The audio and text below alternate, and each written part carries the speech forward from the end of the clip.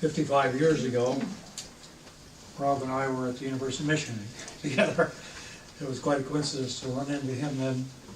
We were no longer scientists, we're good poets.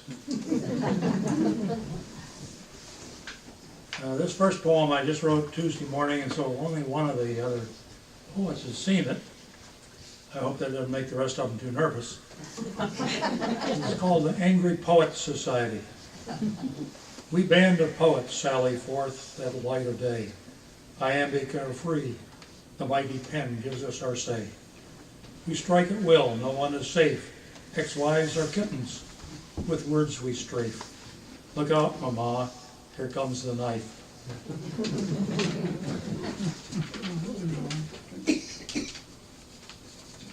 Oftentimes I'm inspired by news stories. There was an extended series of news stories about a linebacker from Notre Dame that you may recall back in January. This is called Teo's Tale.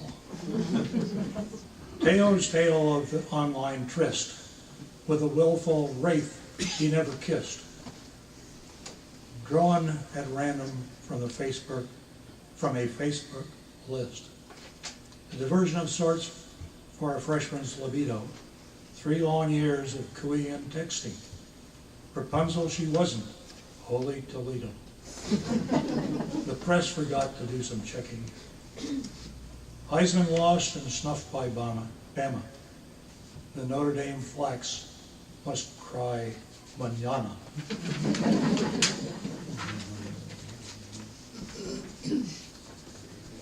So another one that is inspired by a series of news stories. Dear Abby, I'm a 50-year-old general serving in southern Uzbekistan. While I was surfing the internet, I met a 15-year-old Thai girl. We share an interest in many things. I send her an email about many things. Should I adopt this girl and bring her stateside? Signed, General Lucius Biff Butkus. Dear Biff, that you ask my advice gives me hope for preemptive redemption. Whatever your duties to God and country, they do not include adopting waifs from Thailand. Sandfly fever is not the only danger you face. Remember the Mademoiselle from Armentières. May I suggest you contribute to UNICEF and R&R trips to Amsterdam, not Bangkok.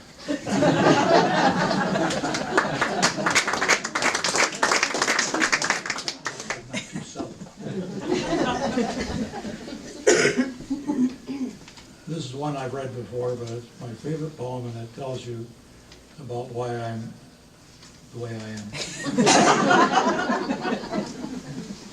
Mrs. Fernie and the Methodist Fairies. Old Mrs. Fernie ran a tight ship. To Sunday school kiddies she delivered the word, Wesley's message, lost in the fray. Oh, she said, look at our chairs painted by fairies while we were away. I knew better. Hardware clerks had done the job. Thanks, Mrs. Fernie, for setting you well on a skeptical journey that leads straight to hell.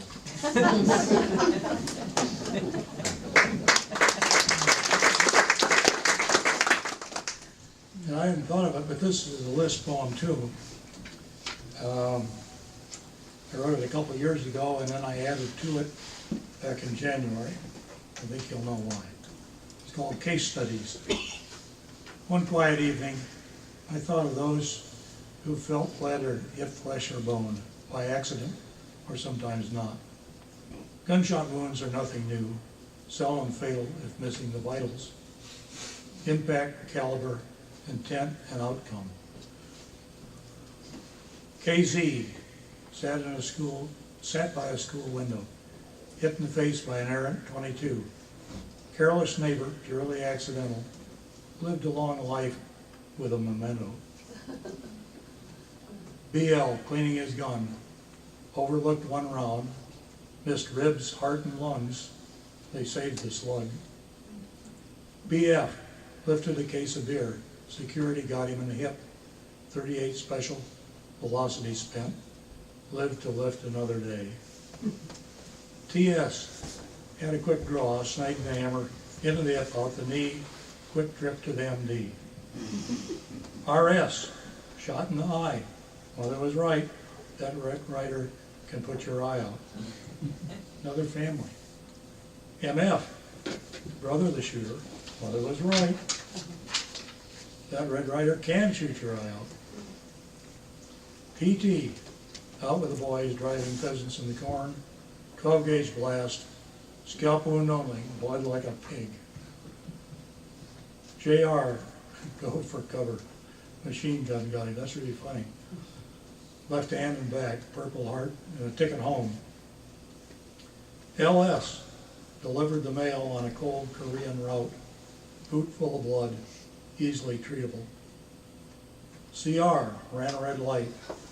Then from a cop, 7 shots fired, the last one fatal. RS, who would have thought it, in the prime of life, by his own hand. What more can be said?